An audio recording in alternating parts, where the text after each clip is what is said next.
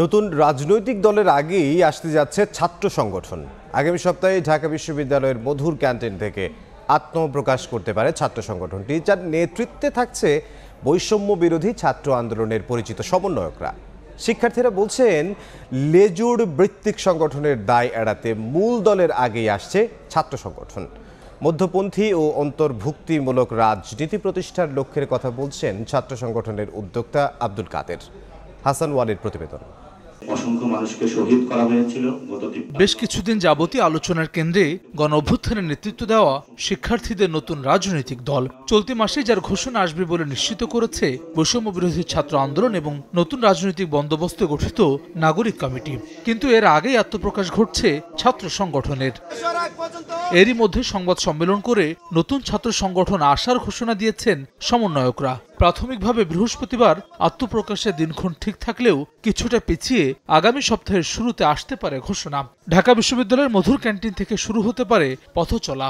বৈষম্য বিরোধী ছাত্র আন্দোলনের সমন্বয়করা বলছেন, সংগঠনটির মূল নেতৃত্বের বেশিরভাগই যাচ্ছেন মূল রাজনৈতিক দলে। আহ্বায়ক হাসনাত আব্দুল্লাহ পেতে পারেন দলের গুরুত্বপূর্ণ দায়িত্ব। যারা মূল দলে যাবেন না, ছাত্র সংগঠনের হাল ধরবেন তারাই। একনল হ্যান্ড ওয়াশ 100% প্যারাবেন ফ্রি, তাই নিরাপদ হাতের জন্য আস্থা রাখুন একনলে। জানা গেছে, জুলাই গণ অভ্যুত্থানের নেতৃত্ব দিয়ে আলোচনায় আসা সমন্বয়ক আবু বকের মজুমদার এবং দপ্তর সেলের সম্পাদক জাহিদ আহসান আসতে পারেন ছাত্র সংগঠনের গুরুত্বপূর্ণ পদে। সমন্বয়ক আবুল কাদের পেতে পারেন ঢাকা বিশ্ববিদ্যালয় ইউনিটের দায়িত্ব।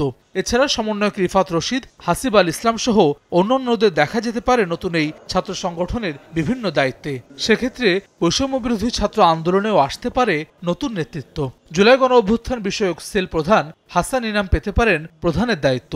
এছাড়াও সরাসরি রাজনীতি করতে আগ্রহী নন এমন শিক্ষার্থীরা থাকবেন বৈষম্য বিরোধী ছাত্র আন্দোলনে। রাজনৈতিক কর্মকাণ্ডের বাইরে জুলাইয়ের চেতনাকে ধারণ করে সমাজসেবামূলক কর্মকাণ্ড করবে সংগঠনটি। কিভাবে কাজ করবে?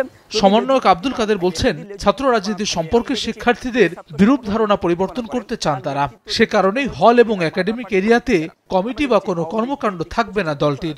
লক্ষ্য মধ্যপন্থী ও অন্তর্ভুক্তিমূলক রাজনীতির। কোনো ব্যক্তি মাদার পার্টি দ্বারা আপনার নির্বাচিত হয়, তখন ছাত্রদের নিকট তার কোনো দায়বদ্ধ জায়গা থাকে না। ছাত্ররা যে ফরম্যাটটা আছে, যে কাঠামোটা আছে, সেটাকে আমাদের পরিবর্তন আনতে হবে। কেন? এটা শিক্ষার্থীদের কনসার্ন। তারা চায় না হলে এবং একাডেমিক এরিয়া রাজনীতি ঢুকে গিয়ে, রাজনৈতিক কার্যক্রম, রাজনৈতিক কাঠামো ঢুকে গিয়ে আবার দাসত্বের শৃঙ্খলা সেখানে ফিরে আসুক। বৈষম্য বিরোধী ছাত্র আন্দোলনের সদস্য সচিব আরিফ সোহেল বলছেন, ঐক্যবদ্ধ সিদ্ধান্তের ভিত্তিতে গঠিত হতে যাচ্ছে নতুন ছাত্র সংগঠন। একই প্ল্যাটফর্ম থেকে বের হয়ে মূল দল এবং ছাত্র সংগঠন হলেও ছাত্র সংগঠন থাকবে স্বতন্ত্র। তার প্রত্যাশা, লেজুর ভিত্তিক ছাত্র রাজনীতির পথে হাঁটবে না শিক্ষার্থীরা। উদীয়মান যে সকল ছাত্র নেতারা আছেন, যারা গণ অভ্যুত্থানে গুরুত্বপূর্ণ ভূমিকা পালন করেছেন, তাদের নেতৃত্বে একটা ছাত্র সংগঠন তৈরি হচ্ছে। এই ছাত্র সংগঠনটি খুবই গুরুত্বপূর্ণ যে ফিচার, সেটা হচ্ছে এটা লেজুর ভিত্তিহীন। এই ছাত্র সংগঠনটি আগে তৈরি হচ্ছে, এটা খুবই সচেতনভাবে আমরা করেছি। উদ্যোক্তারা বলছেন, ছাত্র সংসদ নির্বাচনের দাবিতে কর্মসূচির মধ্য দিয়ে কার্যক্রম শুরু করবে নতুন এই ছাত্র সংগঠনটি।